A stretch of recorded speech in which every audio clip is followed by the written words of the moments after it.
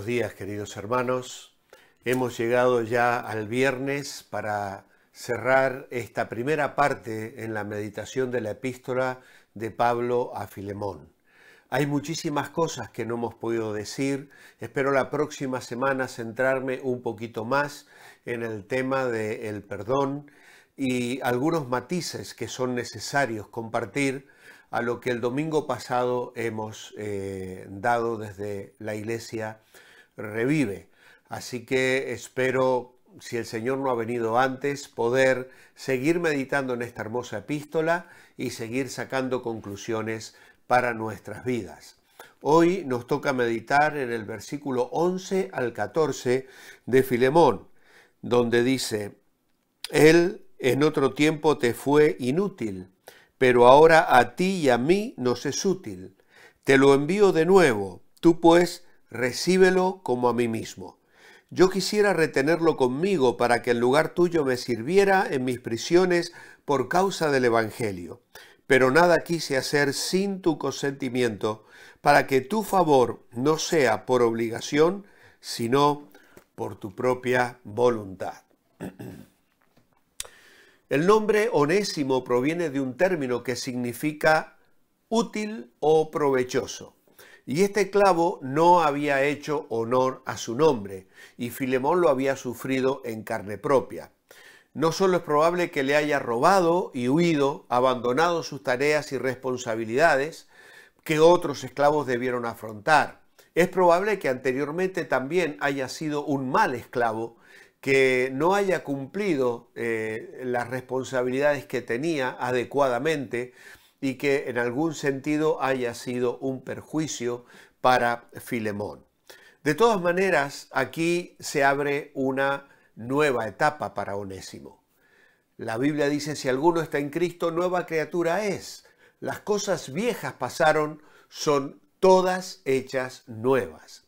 Y algo maravilloso es el cambio operado en la vida de este hombre, a modo tal que el apóstol Pablo no solo le recomienda a Filemón que lo reciba, sino que va a hablar de lo importante y lo útil que este hombre era para él, de modo tal que dice: yo le quisiera retener conmigo, le necesito a mi lado, pero no he querido asumir una decisión así sin tu consentimiento, por lo tanto te lo envío otra vez para que tú hagas lo que corresponde.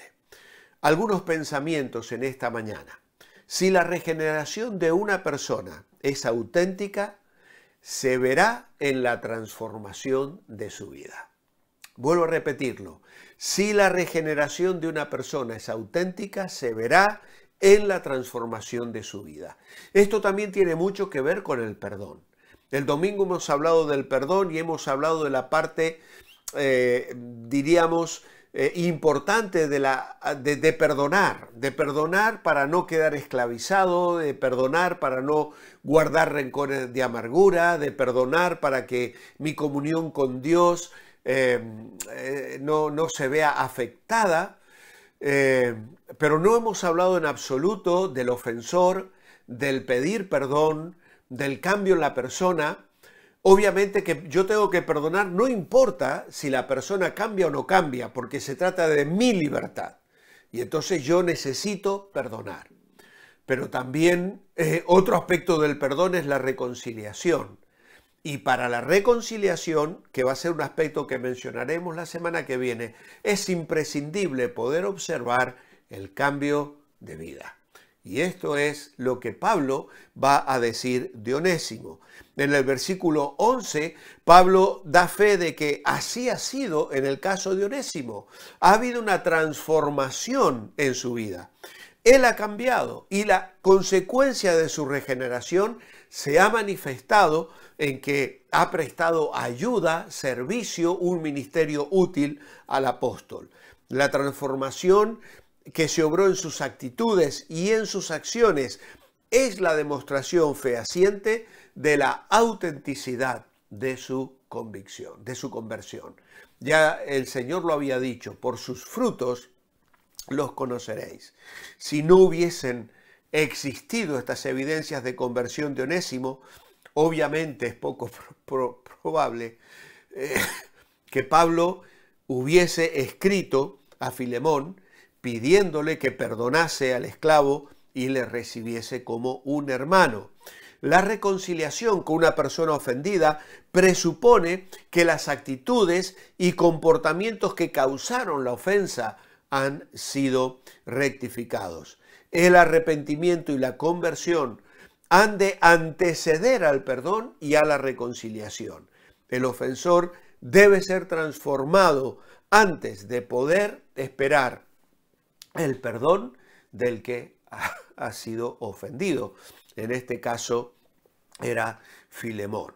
Ahora, la palabra que Pablo utiliza en el original se podría traducir: lo que haga lo va a hacer bien. Y es la misma palabra que Pablo utiliza escribiendo a Timoteo, capítulo 2, verso 21. Así que si alguno se limpia de estas cosas, será instrumento para honra, santificado, útil al Señor y dispuesto para toda buena obra. Se ha producido un cambio asombroso porque Onésimo ha conocido a Jesucristo, ha sido lavado para vivir una vida limpia, ha sido apartado del mundo para seguir la santidad y, como debería ser en todo creyente, ahora está dispuesto para toda buena obra. Efesios 2:10 dice: somos hechura suya, creados en Cristo Jesús para buenas obras, las cuales Dios preparó de antemano para que anduviésemos en ellas. Qué importante, qué trascendente es en nuestra vida experimentar esa transformación y, por la gracia de Dios, darnos cuenta que formamos parte del cuerpo de Cristo, que ahora tenemos dones espirituales, que ahora tenemos una oportunidad de servicio, de ser útil a otros y de ser útiles para el Señor. En segundo lugar, ¿por qué Pablo asegura que Onésimo ha de ser útil? Cuando una persona acepta a Cristo como su Salvador, en su vida se afirman aquellos valores que hacen de un ser humano una buena persona. Ahora, Onésimo sería un mejor trabajador que el que había huido tiempo atrás, porque respondería a Efesios capítulo 6, versículo 5, que dice: siervos, obedeced a vuestros amos terrenales con temor y temblor, con sencillez de vuestro corazón, como a Cristo. Ahora llevaría a cabo sus tareas trabajando para Filemón, pero no para Filemón, sino para el Señor, como aconseja Colosenses 3:23. Y todo lo que hagáis, hacedlo de corazón, como para el Señor y no para los hombres. Ahora es interesante notar que Pablo podría haber retenido a Onésimo según las leyes de la ley mosaica. En Deuteronomio, capítulo 23, versículos 15 y 16, dice la palabra de Dios: no entregarás a su señor el siervo que huyere a ti de su amo. Morará contigo en medio de ti en el lugar que escogieres en alguna de tus ciudades, a donde bien tuviere. No le oprimirás. O sea que la ley mosaica contemplaba que un esclavo fugado podía encontrar cobijo legalmente bajo otra persona que se lo diera. Sin embargo, Pablo conocía la ley romana que regía en esos lugares, y lo que correspondía era enviarlo a su dueño, y Pablo optó por esto. Ahora bien, no es que Pablo estuviese defendiendo la esclavitud. El tema de la esclavitud también podríamos hablar muchísimo a partir de esta carta. El cristianismo no sublevó a los esclavos para que se levantaran contra las autoridades en armas y lucharan por su libertad. Al contrario, el cristianismo les motivó a trabajar, a someterse, a reconocer la autoridad que los amos tenían sobre ellos, y les llevó a un plano diferente de hermandad en Cristo, como vemos que Pablo le dice ahora a Filemón: le tienes que recibir no ya como un esclavo, sino como a un hermano en la fe. Así que realmente la Escritura en este sentido es algo verdaderamente extraordinario. Pablo aquí nos va a dejar un ejemplo del principio de restitución. Cuando una persona llega a ser una nueva criatura en Cristo, afronta las deudas y busca rectificar todo el daño que pueda haber causado antes de conocer al Señor. Por lo menos en todo lo que esté a su alcance, restituir. Yo recuerdo el testimonio de una persona que había tenido una vida muy disoluta y que había hecho mucho daño. Era una persona de buen parecer y había engañado a muchas mujeres. Y cuando él se convirtió, lo primero que hizo fue volver a la casa de aquellas mujeres a las que había defraudado para hablarles de Cristo y pedirles perdón. Algunas lo tomaron a mal, otras lo tomaron a bien, pero él se daba cuenta de que había dañado personas y que al aceptar a Cristo, el daño que había causado no quedaba cubierto automáticamente.